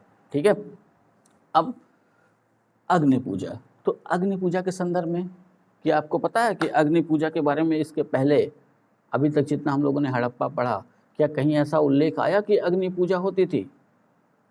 ठीक, तो जो अग्नि वेदिकाओं के साक्ष्य मिले हैं वो ये बताते हैं कि अग्नि पूजा होती थी। तो अग्नि पूजा कहाँ कहाँ से साक्ष्य मिले? एक तो हमको कालीबंगा से मिल गया, एक हमको लोथल से मिला, एक हमको बनावली से मिला और एक मिला राखीगढ़ से। तो ये अग्निकुंड ये बता रहा है कि अग्नि पूजा का भी प्रचलन था। ठीक है, अगला हम देखें, क्या ये भूत प्रेत में विश्वास करते थे? तो आंसर होना चाहिए कि मुझे लगता है कि जब से इंसानों ने होश संभाला होगा या जब से हम बंदर से इंसान बने, तब से कुछ ऐसी चीज़ें रहीं जो आगे बढ़ते ही रहीं। तो उस समय का भी या हड़प्पा सभ्यता का मानव भी भूत प्रेत में विश्वास करता था। तो इसके साक्ष्य हमको मिलते हैं कि हड़प्पा सभ्यता के तमाम स्थलों से हमको ताबीज़ मिले हैं और ये ताबीज़ इस बात की पुष्टि करते हैं कि भूत प्रेत में लोग विश्वास करते थे। भूत प्रेत, जादू टोना, इन सब में जो विश्वास था उनका इन ताबीज़ों से व्यक्त होता है कि ताबीज़ मिले हैं। जाहिर सी बात है, आज भी हम ताबीज़ क्यों पहनते हैं? तो सीधी सी बात है, बुरी आत्माओं से बचाव के लिए, यानी भूत प्रेत से बचाव के लिए। तो जादू टोना, भूत प्रेत, इसका साक्ष्य भी हमको मिलता है। मोहनजोदड़ो से कई ऐसे ताबीज़ हमको मिले हैं। ठीक है, तो ये धार्मिक विश्वास बहुत ही शार्ट में हम लोगों ने पढ़ा। अब आते हैं अंत्येष्टि संस्कार। अंत्येष्टि संस्कार का मतलब कि जब कोई व्यक्ति मर जाता था, ठीक है, डेड हो जाता था, मृत हो जाता था, तो फिर वो क्या करते थे? तो ये ध्यान रखिएगा कि जो हमारा अंत्येष्टि संस्कार होता है ना, वो 2-3 चीज़ों को व्यक्त करता है। एक तो जो मृत शरीर है उसको निपटा दिया गया, उसका निपटान, और दूसरे उसके साथ जो कर्म कांड होते हैं वो ये बताते हैं कि वो पारलौकिक जीवन में भी विश्वास को दर्शाते हैं। तो जो अंत्येष्टि संस्कार हड़प्पा सभ्यता का था वो भी पारलौकिक जीवन में विश्वास को दर्शाता है। अगर कोई किसी अंत्येष्टि संस्कार में भाग लेने गया होगा तो हम क्या देखते हैं कि पूरी एक विधि है, एक मृत व्यक्ति के साथ एक पूरी विधि का पालन किया जाता है और 13 दिन तक अमूमन जो है ये विधि चलती है। तो ये क्या दर्शा रहा है? तो ये यही दर्शा रहा है कि पारलौकिक जीवन में लोगों का विश्वास है, वो इसी बात को दर्शा रहा है। तो हड़प्पा सभ्यता की भी कब्रों को देख करके ऐसा लगता है, जब उनका उत्खनन हुआ, जब ये देखा गया तो ऐसा हमको पता चला कि वो भी पारलौकिक जीवन में विश्वास रखते हैं। इसको ऐसे समझेंगे जैसे किसी के साथ कुत्ते को दफना दिया जाना, रोपड़, वैसे ही लोथल से एक हमको ऐसी कब्र मिली है जहाँ कंकाल के साथ बकरे की सींग और हड्डियाँ रखी हुई थी। तो ये भी दर्शा रहा है क्यों बकरा रखना पड़ा भाई। हो सकता है ऐसा माना गया हो कि उसको मरने के बाद उस बकरे की आवश्यकता बढ़े। ठीक है, तो ये क्या बता रहा है कि इस जीवन में जो हमको दिखाई दे रहा है, जो हम देख रहे हैं, वो इहलौकिक है। ठीक है, अलौकिक कह सकते हैं। और जो नहीं दिखाई दे रहा लेकिन हम विश्वास कर रहे हैं वो है पारलौकिक। ठीक है, अब जो अंत्येष्टि विधियाँ थी वो कैसी थी? तो 3 तरह से वो मृत व्यक्ति को निपटाते थे। पहला था पूर्ण समाधिकरण। तो यहाँ से एक क्वेश्चन बनता है कि हड़प्पा सभ्यता में सबसे प्रचलित अंत्येष्टि संस्कार विधि कौन सी थी? तो अपना आंसर क्या हो जाएगा? पूर्ण समाधिकरण। सर्वाधिक प्रचलित विधि मृत व्यक्ति के लिए जो वो अपनाते थे वो थी पूर्ण समाधिकरण। ठीक है, तो यहाँ ध्यान रखना है कि पूर्ण समाधिकरण में हड़प्पा सभ्यता में वहाँ भी व्यवस्था उत्तर दक्षिण ही वाली ही थी। उत्तर दिशा में सर होता था, दक्षिण दिशा में जो है वो पैर होता था, लेकिन हाथों को पीछे बांध दिया जाता था और पैरों को घुटने से मोड़ दिया जाता था। फिर उस व्यक्ति को दफना दिया जाता था, जिससे कि कम जगह में काम उनका हो जाए और उस व्यक्ति के उपयोग की वस्तुएं जैसे बर्तन, आभूषण, दीपक, कंघा, शीशा, ये सब रख दिए जाते थे। तो ये दर्शा रहा है कि वो पारलौकिक जीवन में विश्वास रखते थे। ठीक है, लेकिन ये सामान्य प्रक्रिया थी उत्तर से दक्षिण दफनाने वाली। अभी थोड़ी देर पहले मैंने उदाहरण दिया था रोपड़ वाला। रोपड़ में मालिक के साथ कुत्ते के दफनाए जाने के साथ, वैसे ही लोथल में एक कब्र में हमको एक कंकाल के साथ बकरे की सींग और उसकी हड्डियाँ भी मिली हैं। ठीक है, ये भी दर्शाता है पारलौकिक जीवन को। तो ये पूर्ण समाधिकरण के तहत। अगर पूर्ण समाधिकरण न होता तो इतनी जानकारी हमको मिल नहीं पाती। अब अगर मान लेते हैं दाह संस्कार होता तो क्या जानकारी हमको मिलती, सारी चीज़ें तो खत्म हो चुकी होती। ठीक है। और दूसरी जो विधि थी वो थी आंशिक समाधिकरण। तो आंशिक समाधिकरण में होता क्या था कि जो व्यक्ति मर जाता था तो मृत व्यक्ति को कहीं जंगल में या खुली पहाड़ी पर छोड़ दिया जाता था कि जिससे जानवर पशु पक्षी उसके मांस को खा लें कि उनका पेट भर जाए। ठीक है। और बाद में कुछ समय बाद जाते थे और जो बची हुई हड्डियां होती थीं उनको उठा लाया जाता था और उनको दफना दिया जाता था। इसको कहा गया आंशिक समाधिकरण। ये ध्यान रखना है कि ये विधि आज भी पारसी समाज में प्रचलित है। ठीक है। पारसी समाज आज भी इस आंशिक समाधिकरण की विधि का पालन करता है। ठीक। उनका मानना है कि मरने के बाद तो आत्मा तो निकल गई, अब शरीर जल जाएगा या दफना दिया जाएगा तो किसी के काम नहीं आएगा, इससे अच्छा किसी के काम आ जाए। इसी कॉन्सेप्ट पे ये था आंशिक समाधिकरण। जो तीसरी विधि वहाँ हमको देखने को मिली जो आज हिंदुओं में सामान्य रूप से जानी जाती है वो है दाह संस्कार। ठीक है। अब इस विधि में इनका दाह संस्कार थोड़ा सा अलग था।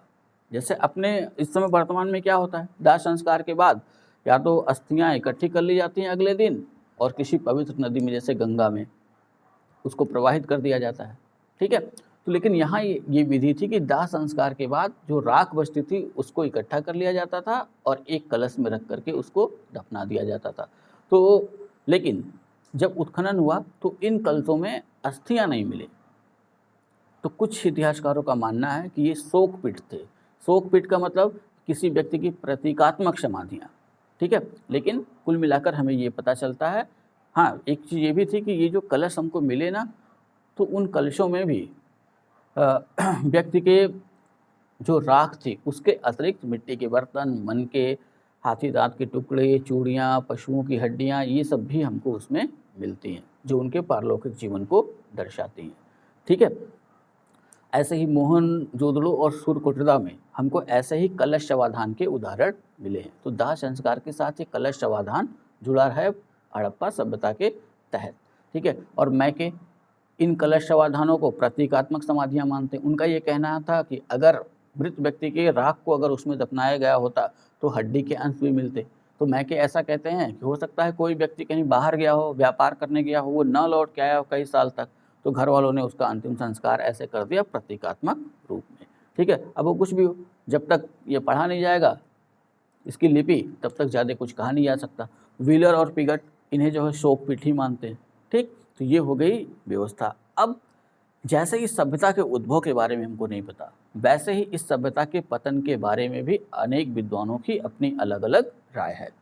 तो जैसे हमें उद्भव यहाँ याद रखा वैसे यहाँ पतन के बारे में भी 5-6 लोगों को याद रखना होगा अभी। तो एक जो सबसे बेसिक क्वेश्चन बनता है कि सिंधु सभ्यता के पतन का सबसे प्रमुख कारण इतिहासकार क्या मानते हैं। तो ये ध्यान रखना है कि सिंधु सभ्यता के पतन का सबसे प्रमुख कारण जो इतिहासकार मानते हैं वो है बाढ़। ठीक है। अब किन किन विद्वानों ने बाढ़ के बारे में अपने मत दिए, तो सबसे प्रमुख कारण है तो पहले इसी को देख लेते हैं। तो मार्शल, मैके और एश.आर. राव, ये ध्यान होना चाहिए कि ये 3 नाम जुड़े हुए हैं। एक नाम जुड़ा हुआ है मोहनजोदड़ो से, एक नाम जुड़ा हुआ है चंद्रमुदड़ो से और एक नाम जुड़ा हुआ है लोथल से। तो इन तीनों विद्वानों ने ऐसा सिद्ध किया कि इन तीनों स्थलों के पतन का मुख्य कारण रहा बाढ़। ठीक है। और मार्शल ऐसा कहते हैं कि मोहनजोदड़ो में 7 बार बाढ़ आई थी जिसकी वजह से इस नगर का पतन हो गया। तो उनको मार्शल को कैसे पता चला होगा। तो बाढ़ अगर आई, हो सकता है काफ़ी आ गई हो, तो बाढ़ जब उतरी होगी तो अपने साथ अवसाद भी तो लाई होगी। अवसाद का मतलब मिट्टी, कंकड़, पत्थर, बालू, वो भी वहाँ छोड़ के चली गई होगी। फिर उसको किसी ने जो है छेड़ा नहीं होगा, फिर अगले साल बाढ़ आई होगी, उसके ऊपर अगली परत। तो ऐसे जब उत्खनन हुआ होगा तो उन्होंने देखा होगा कि मिट्टी का रंग बदला हुआ है, इस हिसाब से उन्होंने माना कि 7 बार। ठीक है।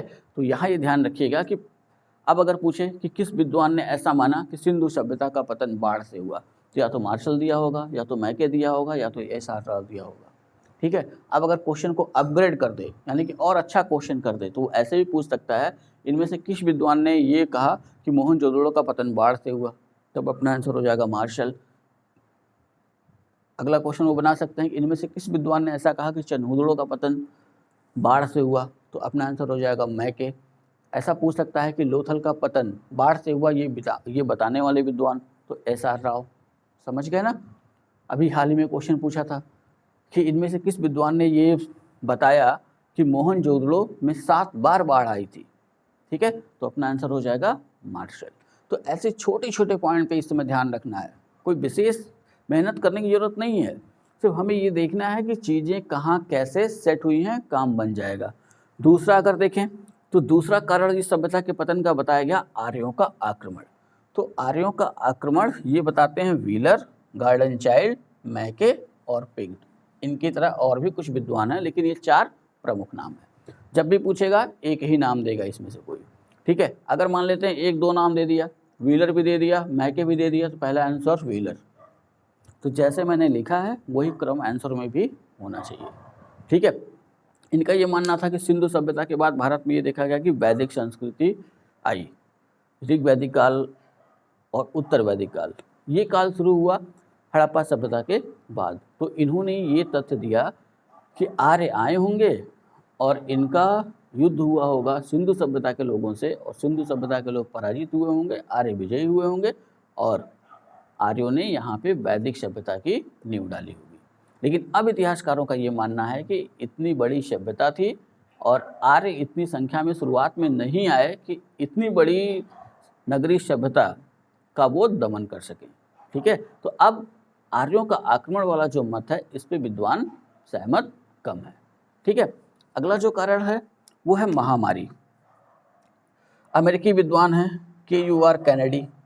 इन्होंने मोहनजोदड़ो के कंकालों से ऐसा सिद्ध किया, मैंने शुरुआत में ही बताया था कि मोहनजोदड़ो के कंकाल से इन्होंने ऐसा बताया कि मोहनजोदड़ो में जो कंकाल मिले हैं, मोहनजोदड़ो में कब्रिस्तान तो हमको मिला नहीं, लेकिन हमने क्या देखा कि 21 कंकाल हमको जो है खुली अवस्था में मिले थे, है ना।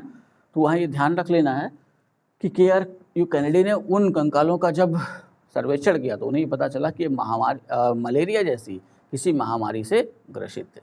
ठीक है, तो इन्होंने ये बताया कि इस सभ्यता के पतन के पीछे महामारी एक कारण हो सकती है। इसको समझने के लिए चलते हैं 2021 में, कोरोना से इसको समझ लेते हैं। कोरोना का जब डेल्टा वेरिएंट अपने यहाँ आया था, अगर हमारी चिकित्सा व्यवस्था इतनी दुरुस्त न होती, ठीक है, ये 4 दिन का काम नहीं था कि 4 दिन में चिकित्सा व्यवस्था इतनी दुरुस्त हो गई। जाहिर सी बात है, जब से देश आज़ाद हुआ इस पर तब से काम हुआ होगा, और ये चिकित्सा व्यवस्था और विज्ञान की देन है। लेकिन तब भी इसका अनुभव तो सबको हुआ था कि उस कोरोना की दूसरी लहर में काफ़ी लोगों ने अपने प्रियजनों को खो दिया। ठीक है, तो हो सकता है वैसे ही महामारी आई हो, चिकित्सा की वैसी व्यवस्था न रही हो और ऐसे नगरों का पतन हो गया हो। तो महामारी KUR कैनेडी। एक और विद्वान है, वो बताते हैं कि जलवायु परिवर्तन इस सभ्यता के पतन का कारण हो सकता है। वो है RL स्टाइन, और एक भारतीय विद्वान है अमलानंद घोष। इन्होंने जलवायु का अध्ययन किया और ये बताया कि जैसे जैसे हम प्राकृतिक संसाधनों का अत्यधिक दोहन करते चले जाते हैं, वैसे वैसे जलवायु भी अपने हिसाब से बदलती चली जाती है। तो इन 2 विद्वानों का मत जलवायु परिवर्तन, इन्होंने ये सिद्ध किया कि धीरे धीरे जलवायु परिवर्तन हुआ, और जलवायु परिवर्तन होने के कारण आज जहाँ राजस्थान और गुजरात के रेगिस्तान है, वहाँ पहले इनके खेत हुआ रहते होंगे और धीरे धीरे वो रेगिस्तान में बदले और भोजन की दिक्कत हुई। इस वजह से ये सभ्यता धीरे धीरे समाप्त हो गई। ठीक है, अगला जो कारण बताया गया वो विदेशी व्यापार में गतिरोध। तो WF अल्ब्राइट, इन विद्वान का नाम आता है। इन्होंने बताया कि आगे चल के हो सकता है कि विदेशी व्यापार में गिरावट आई हो, जिससे नगरों का पतन हो गया हो और गांव वैसे के वैसे बने रहे हों। ठीक है, तो मैंने समझाया था ना कि अगर शहर हैं तो शहर में वो आबादी है जो खेती नहीं कर रही है। ठीक, तो खेती नहीं कर रही है तो जाहिर सी बात है अगल बगल ग्रामीण आबादी होगी जो उनका पेट भर रही है। अब ग्रामीण वाले अगर शहरों को अन्न देने से मना कर दें तो शहर धीरे धीरे खुद ही समाप्त हो जाएंगे। तो व्यापार में गतिरोध WF अल्ब्राइट ने ये मत दिया, और एक मत दिया अदृश्य गाज के कारण, वो थे M दामित्री देव, रूस के विद्वान। तो इनका ये मानना था कि अचानक से पृथ्वी पे कुछ ऐसी हलचल हुई होगी और अदृश्य गाज कह सकते हैं, और अदृश्य गाज आकर के पूरे इलाके में भर गई होगी और पूरी सभ्यता एक साथ समाप्त हो गई। समस्या ये है कि विद्वानों में ये अभी ये खोज का विषय है कि इतनी बड़ी सभ्यता इतनी जल्दी खत्म कैसे हो गई। कुछ न कुछ अंश तो बचे रहते, और इतिहास कहता है कि जैसे ही पहली नगरीय क्रांति खत्म हुई वैसे ही हम जैसे ही वैदिक काल में आते हैं वहाँ देखते हैं पूरी तरह ग्रामीण। तो आखिर ये अंतर आया कैसे? अमूमन शहरों से धीरे धीरे अगर हम ग्रामीण में आए तो ग्रामीण से धीरे धीरे हम शहरी भी हो गए होते, लेकिन अचानक से हम पूरी तरीके से ग्रामीण कैसे हो गए? तो ये भी शोध का विषय है और शोध अभी जारी रहेगा। अब एक नवीन मत है, नवीन मत का मतलब अब नया मत एक निकल के आया, वो है साधनों का अतिशय उपयोग। इन किस साधनों की बात की जा रही है? प्राकृतिक साधनों का। ऐसा माना जा रहा है कि हड़प्पा सभ्यता के लोगों ने अपने आसपास के प्राकृतिक संसाधनों का इतना अधिक दोहन किया कि आगे चल के वही उनके लिए हानिकारक सिद्ध हो गया। तो यहाँ से समझने वाली बात है कि ये मत अब इस समय धीरे धीरे अनेक इतिहासकार इस बात को समझ रहे हैं, और आज भी आज के इस भौतिकवादी युग में भी अगर देखा जाए तो हम प्राकृतिक संसाधनों का अतिशय उपयोग कर रहे हैं, और आने वाले समय में कहा जा सकता है कि हो सकता है कि द्वितीय नगरीय क्रांति हड़प्पा की तरह इतिहास न बन जाए। और आज अगर हमने प्राकृतिक संसाधनों का जो दोहन है उसका अगर अनुपात बराबर नहीं रखा, अब विकास के ही दौड़ में देख ली जाए तो जहाँ सड़कें बन रही हैं अगर वहाँ जितने भी पेड़ हैं वो काट दिए जा रहे हैं, खेत धीरे धीरे खत्म होते जा रहे हैं। तो जाहिर सी बात है भारत कृषि प्रधान देश है, तो अगर कृषि प्रधान देश है तो अचानक से अगर हमारी कृषि कम हो गई तो हम खाद्यान्न लाएंगे किस देश से? कितनी भी वैज्ञानिक पद्धति अपना लें कि हाँ ठीक है 1 हेक्टेयर में हमने अपनी उपज बढ़ा ली, लेकिन अपने भारत की जनसंख्या भी तो, अभी अगर वैश्विक जनसंख्या कराई जाए तो अभी जैसे WHO का आंकड़ा है कि भारत जनसंख्या में पहले नंबर पर आ गया, लेकिन अभी आधिकारिक आंकड़ा नहीं है ये। तो अभी चाइना पहले पे, भारत दूसरे पे। लगभग 141 करोड़ की आबादी अपनी होनी चाहिए, जनगणना होनी चाहिए थी, लेकिन अभी 3 साल बीत गए, अभी जनगणना नहीं हो पाई है। जो नियमित जनगणना अपनी 10 साल पे होती है, तो इस बार ऐसा हुआ कि अभी तक जनगणना के आंकड़े हमको उपलब्ध नहीं है, जनगणना हुई कि नहीं हुई किसी को पता ही नहीं है। ठीक है, तो अलग बात है, लेकिन यहाँ ध्यान रखना है कि हमें अभी से ये समझना होगा कि अगर हमने प्राकृतिक संसाधनों का अतिशय उपयोग किया तो आने वाले समय में हमारा भी इतिहास हड़प्पा वालों की तरह पढ़ा जाएगा। ठीक है, तो ये रहा अपना हड़प्पा का चैप्टर। और सबसे लास्ट में मैंने एक पॉइंट जोड़ा हुआ है, वो इसलिए लास्ट में जोड़ा कि वो दिखना चाहिए बड़ा बड़ा। ठीक है, वो ये है कि हड़प्पा सभ्यता के लोगों को सब धातुओं का ज्ञान तो अमूमन था, लेकिन एक धातु ऐसी थी जिसका ज्ञान उनको नहीं था, वो है लोहा। ठीक है, तो हड़प्पा सभ्यता के लोगों को लोहे का ज्ञान नहीं था। ठीक, तो ये 4 वीडियो में हम लोगों ने पूरी हड़प्पा सभ्यता को पढ़ा है, और चाहे पेट का एग्जाम हो चाहे वनडे का कोई भी एग्जाम जिसको देना हो, वो इस 4 वीडियो पूरी देख ले, अपनी नोट्स बना ले, इससे बाहर क्वेश्चन आने की संभावना कम होगी। ठीक है, कम होने का मतलब 1-2% का चांस आप रख सकते हैं, 97% क्वेश्चन आपको वनडे में इसी एक अगर हड़प्पा से पूछा तो इन 4 वीडियो से ही वो क्वेश्चन होंगे। ठीक है, अब अगला चैप्टर अपना होगा वैदिक काल। ठीक, तो ये 4 वीडियो अच्छे से देखिए, अच्छे से तैयार करिए। जैसा मैंने समझाया कि पहले स्क्रीनशॉट लेके लिख लिया करिए, लिखने के बाद वीडियो को प्ले करिए और एक एक लाइन सुनते जाइए और अपनी नोट्स से मिलाते जाइए, समझ में भी आएगा और चीज़ें भी हो जाएंगी। अब भाई बार बार मुझे कहने की ज़रूरत तो पड़नी नहीं चाहिए कि डिजिटल बोर्ड नहीं है, वाइट बोर्ड है, लिखना पड़ता है, तो कभी छोटा लिखावट हो जाती है, कभी बड़ी लिखावट हो जाती है। तो थोड़ा सा मैनेज करिए आप लोग 1-2 महीना, और सब कुछ अच्छा रहा और आप लोग का सहयोग रहा तो डिजिटल बोर्ड भी लगेगा। ठीक है, तो अच्छे से पढ़ते रहिए। वीडियो अगर अच्छी लगी हो तो लाइक करिएगा, कमेंट करिएगा, वीडियो को शेयर भी करिएगा।